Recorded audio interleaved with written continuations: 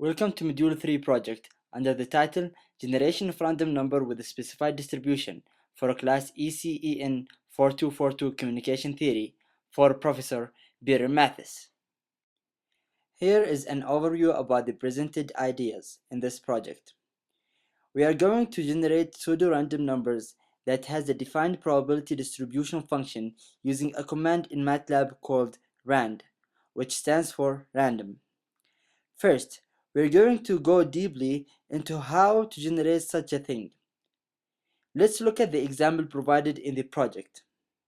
Here we see a cumulative distribution function that was produced by a uniformly distributed function on a disk of radius r.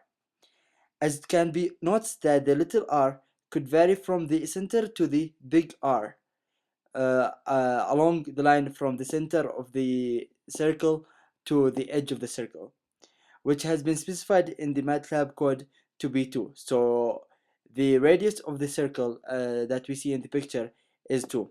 We have the marginal CDF for the two RV random variables, theta and r. We took the inverse transform of those and plot the result with 2000 sample points as shown in the right. But why do we use inverse transform? First of all, the inverse transform sampling is a method of generating random numbers from probability distribution function. So we use it to produce random number for a random variable x that has a defined cumulative distribution function. The way we can apply the inverse transform sampling by finding the CDF through PDF by taking the antiderivative of the PDF from negative infinity to infinity, then find the inverse transform of it. Although it's an easy way and well-known method of generating random numbers, it has some practical limitation. For example, 1. If it was not continuous on the right hand of the function of the CDF function, we will not be able to find the inverse of it. Secondly, the CDF has to be monotone, which basically means that it's always increasing and constant but never be negative. So after studying how the inverse transform works, let's dig deep on how to apply it on various types of probability distribution function. First, let's start with exponential PDF. Consider the PDF function shown here. We have f of x equal to k to e to the negative k times x for x that is bigger than 0 and 0 otherwise. So then we can assume that k equal 1.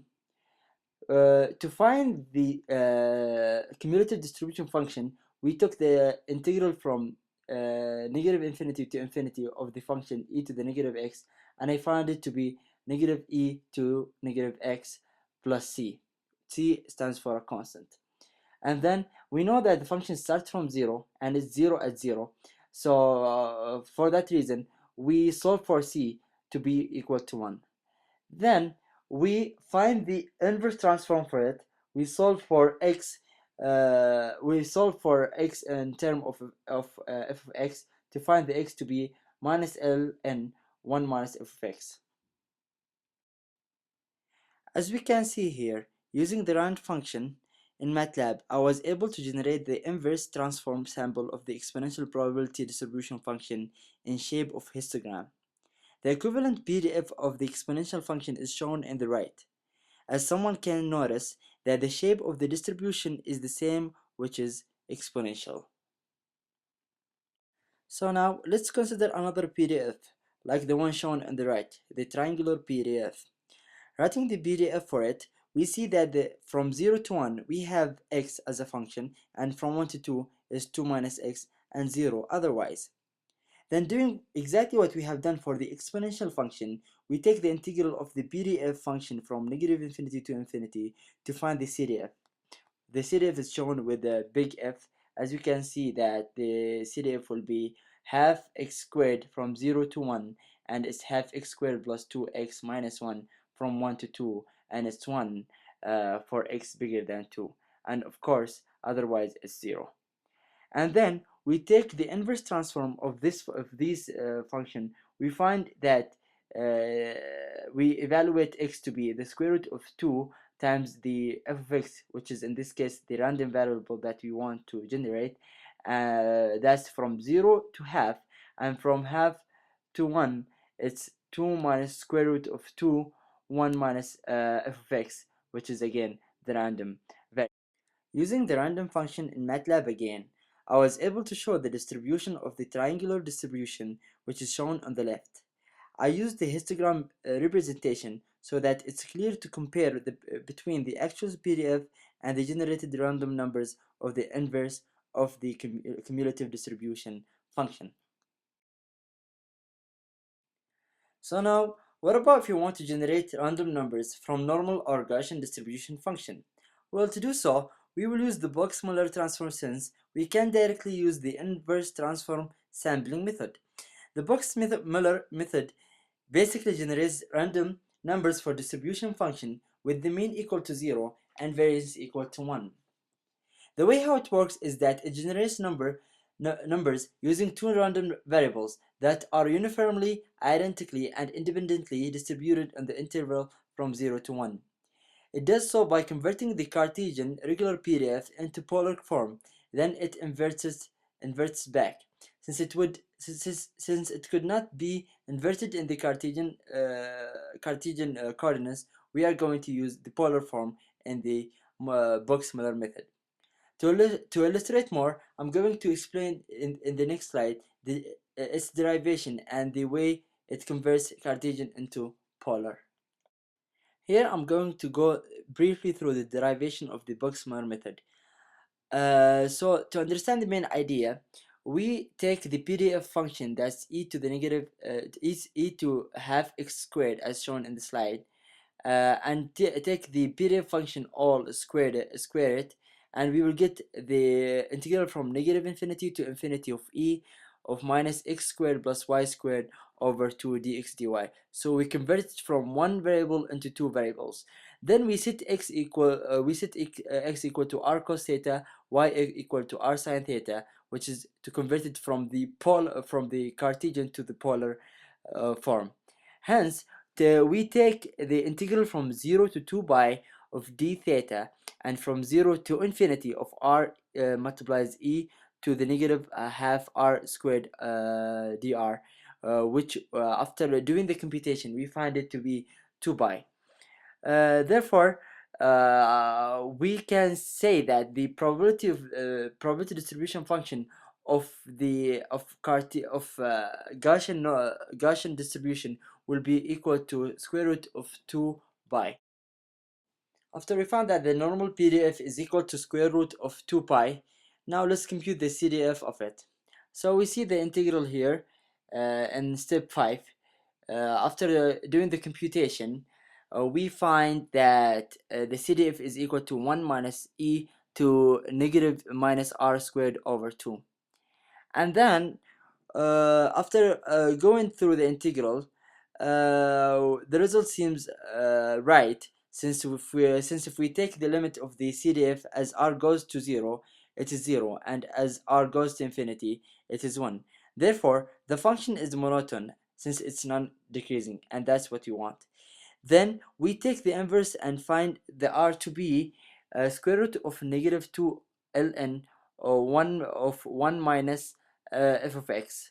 Then we set s equal to 1 minus f of x, and s can go from 0 to 1, and t to be the time interval that needs for the CDF.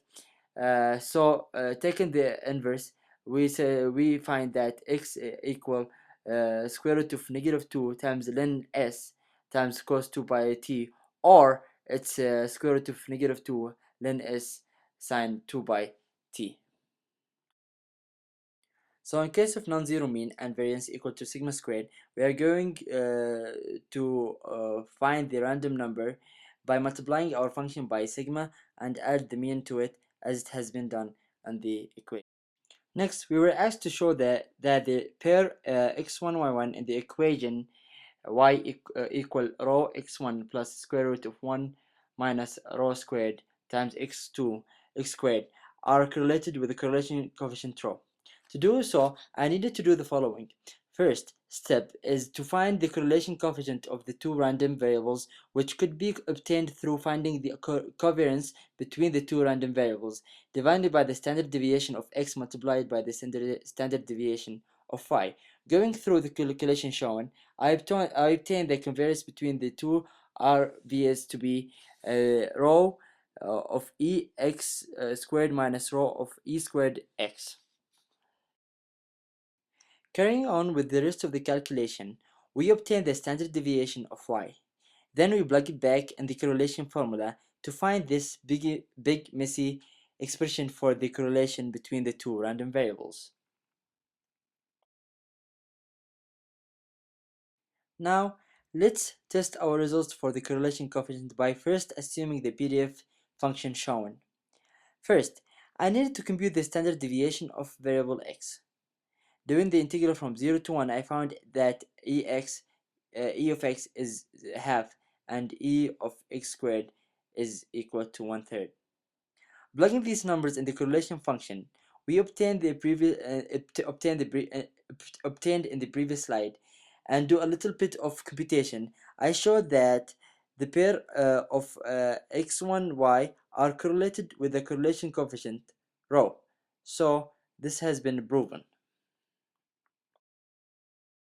Finally, we were asked to generate pairs of random numbers xy with correlated Gaussian PDF and correlation coefficient rho. It has to have zero mean and variance 1. We will do that using rand function in MATLAB with different rows.